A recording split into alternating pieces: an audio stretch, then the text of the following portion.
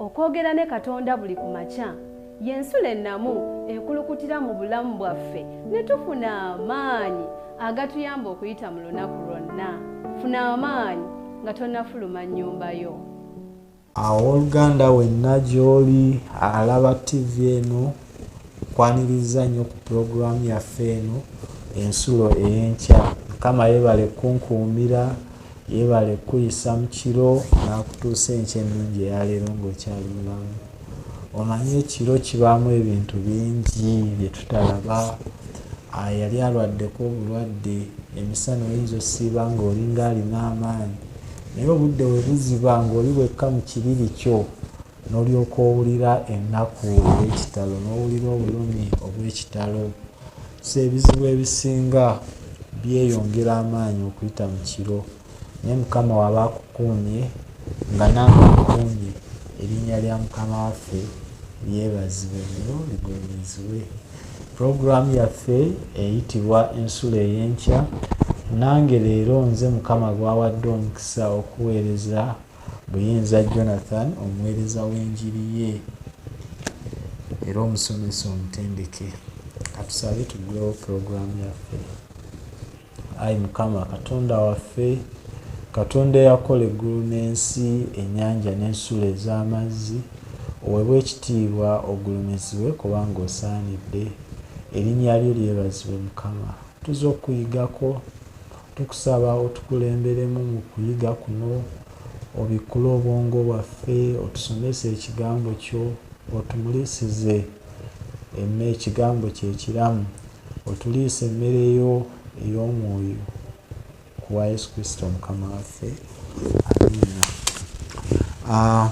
Njagala okujjukizaamu ku kyokuyiga kyaffe kye twabadde nakyo olunaku olw'ejjo nga kigamba nti obutyabaga ku butonde, era kyatulaze nti zisemayanja ez'ensi amazzi gaazo gajja fuuka musaayi. Obulamu obubadde mu nnyanja bufe, amazzi agabadde gatuwa obulamu nago gwonooneke. Wabula twalabye olunaku olwajjo ekibonyoobonyo kino kigenda kuba ku zisemayanja. Naye olunaku olwaleero twagala okwongereza ku kyokuyiga ekyo, ng'ekyokuyiga kyaffe kigamba nti amazzi n'omusaayi. Amazzi n'omusaayi.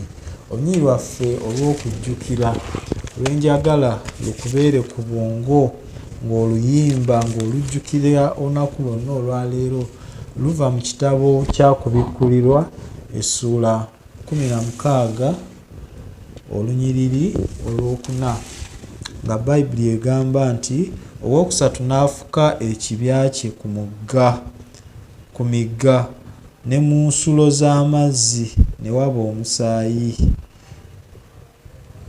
So malayika ono owookusatu ye waafuka ekibya kye.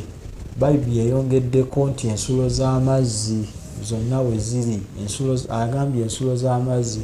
So ewali ensulo z'amazzi wonna, oba Bwala oba Bukutu, ennaku zino wazzeewo n'enkola ey'abantu okwesimira amazzi mu maka gaabwe, ne basima oluzzi, ne bakozesa amasannyalaze, ne bapampinga amazzi ago.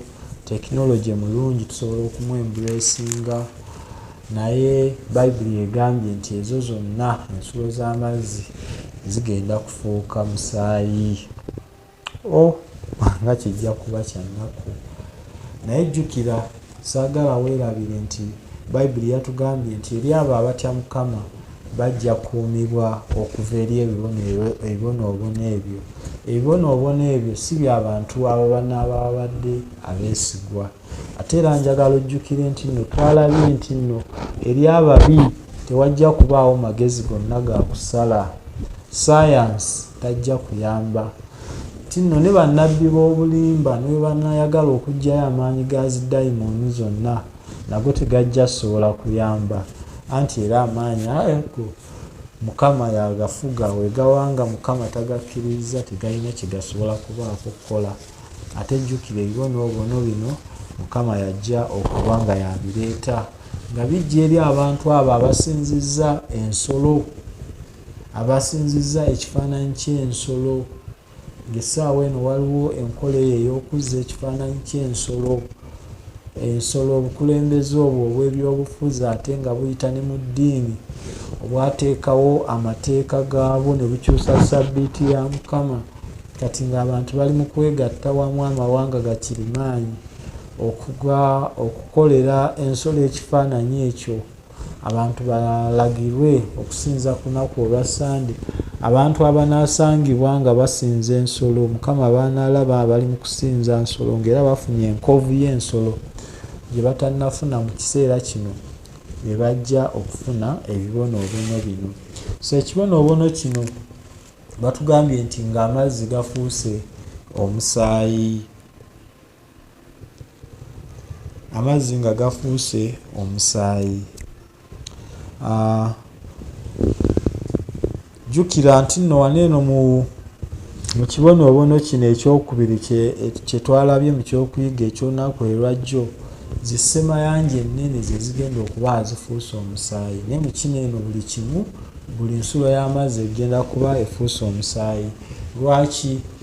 Omusaayi guli ogwajja mu zissemayanja ennene abantu bajja kayita kakisakisa nti waliwo ekyabaddewo mu butonde bw'ensi, Lake Victoria n'efuuka omusaayi. Naye kino ekibonoobono kijja okumala eggobe mu kibya, okufuula amazzi gonna ag'oku nsi omusaayi. Waliwo ekyafaayo kye njagadde nkuweeko. Waliwo omuvubuka mu nsi eya Australia mu mwaka ogwa 1700. Omuvubuka ono yali ayitibwa ogwa 1979 yali ayitibwa Andres Mihalevskis. Omuvubuka ono yakola akabenje, gavumenti n'emukwata n'emusiba mu kaduukulu, ne bamala ennaku 18 nga tebamuwa kyakulya, nga tebamuwa mazzi. Naye omuvubuka ono yasigala abeerawo ku buzzi buno obubeera ku bisenge, oba mwali mu bulabyeko, amazzi n'ogenda okeera ku makya kuliko obutondotondo obwo obuva mu kisenge. Oluusi agambuka nga gava eno wansi mu seminti, obuzzi obwo obutonotono obujja ku seminti nga bwakomberera n'anywa. N'abeerawo ennaku 18 era likodi eyo yakyasinza okumera ennaku nnyingi nga tafuna kyakulya, nga tafuna na mazzi. Ekibuuzo nange kye neebuuza nti oba abantu mu kiseera ekyo banaabeerawo mu mbeera ezo? Naye njagala okugamba nti nze naawe, oba naawe olaba kinaasoboka oba tekisoboke, kisigadde eri ggwe n'erinze. Naye batugamba naye ekiseera kijja kuba bwe kityo. We tusomako mu kitabo kya Yokaana essuula e19, Yokaana essuula e19 awali okufa kwa Yesu, olunyiriri olwa 34, omwagalwa ojja kunzikiriza ntusome Yokaana essuula 19 olunyiriri olwa 34. Yokaana 19:34 Bayibuli egamba nti, naye serikale omu n'afumita mu mbiriizi ze ne mufulumamu amangu ago. Naye serikale omu n'afumita mu mbiriizi ze n'effumu, amangu ago ne muvaamu omusaayi n'amazzi. Kyemmanyi ekyawandiikibwa kino mwali mukisomyeko. Omusirikale ono we baali baagala okukebera oba Yesu yali afudde, bamugye ku musaalaba bamutwale bamuziike basobole okukuuma ssabbiiti, yasalawo okumufumita. Naye we yamufumita mu mbiriizi ze ne muvaamu amazzi n'omusaayi. Njagala twebuuze ekibuuzo era Mukama akituddemu nti amazzi n'omusaayi bitegeeza ki? Bwe tusomako mu Matayo essuula eya 26 olunyiriri olwa 28. Matayo essuula 26 olunyiriri olwa 28. Matayo essuula 26 olunyiriri lwa 28. Bayibuli egamba nti kubanga kino gwe musaayi gwange ogw'endagaano oguyiika ku lw'abangi olw'okuggyawo ebibi. So omusaayi gwa Kristo gwe guggyawo ebibi byaffe. So omusaayi gutegeeza okuggyawo ebibi oba okununulibwa. Weewe nga tunaagenda ku guli oguli mu nnyanja, naye omusaayi kye gutegeeza. Ate tusomako mu kitabu kya Befeso essula 5. Befeso essula 5. Befeso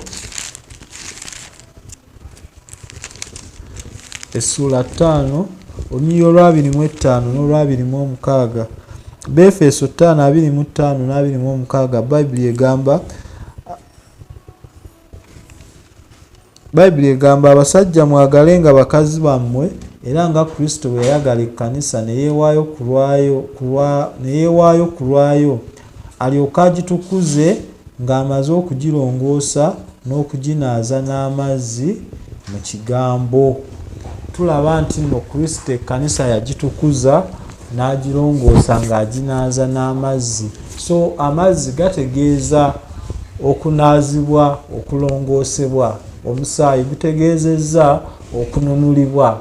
Abantu bano bagenda kuweebwa okunywa ku mazzi agalimu omusaayi. Amazzi gagenda kutabulwatabulwa n'omusaayi kubanga abantu bano baagaana okukkiriza ebintu ebyo mu kiseera ekituufu. Baagaana okukkiriza omusaayi gwa Kristo okubalokola mu kiseera ekituufu. Baagaana okukkiriza okunaazibwa kwa Kristo, okulongoosa kwa Kristo okubaggya mu bibi mu kiseera ekituufu kye baalina ku Kristo kye yabawa eky'obulamu bwabwe ku nsi.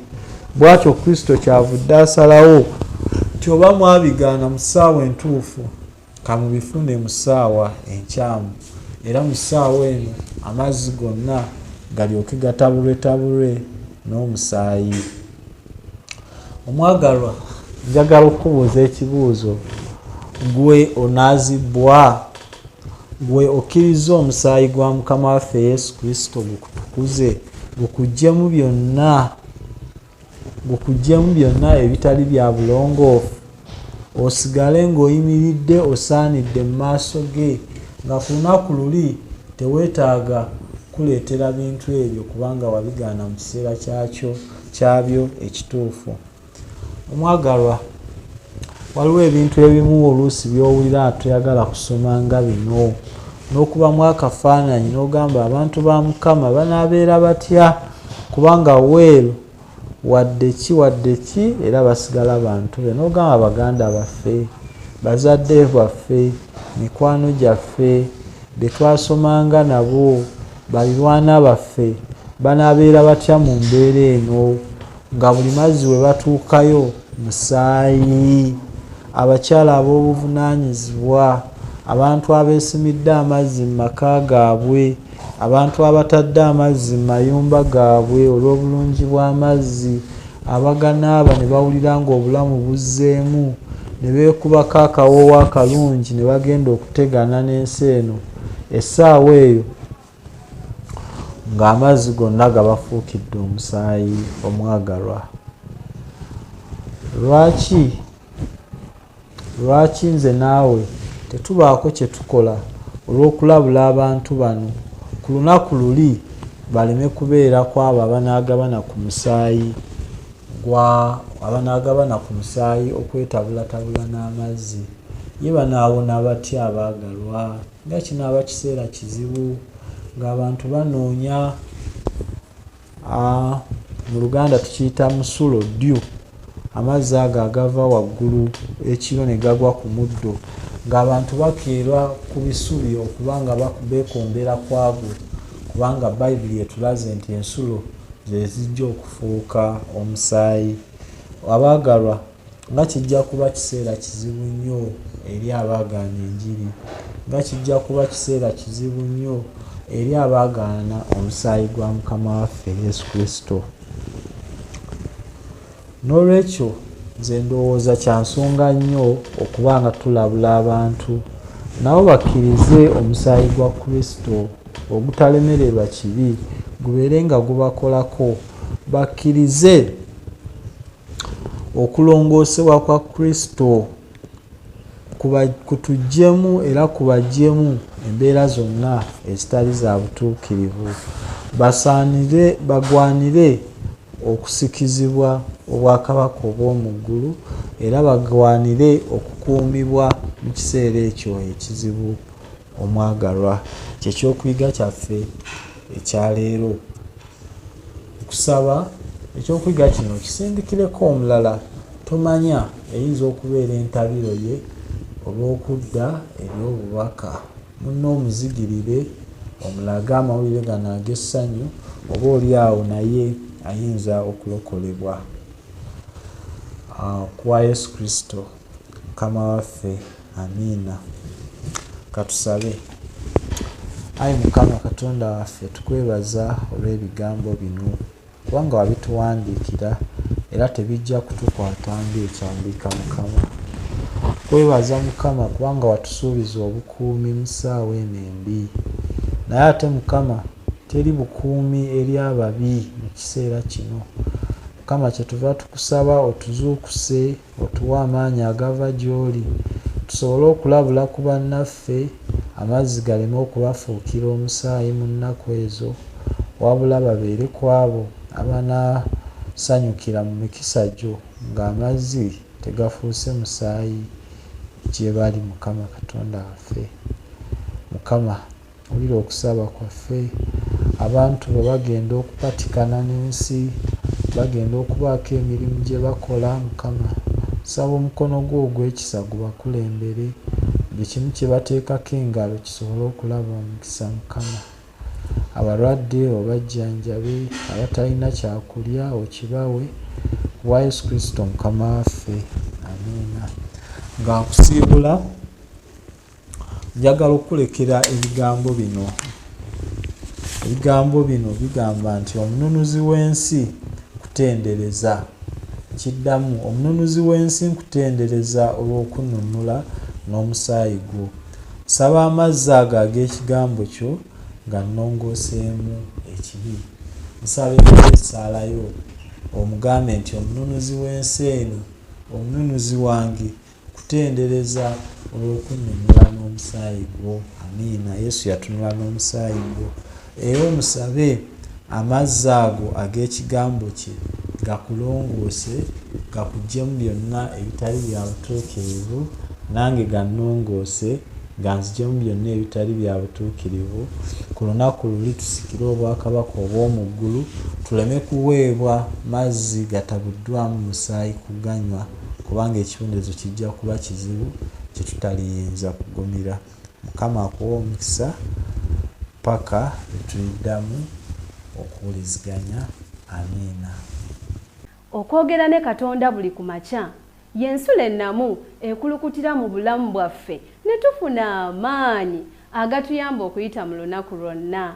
Funa amaanyi nga tonnafuluma nnyumba yo.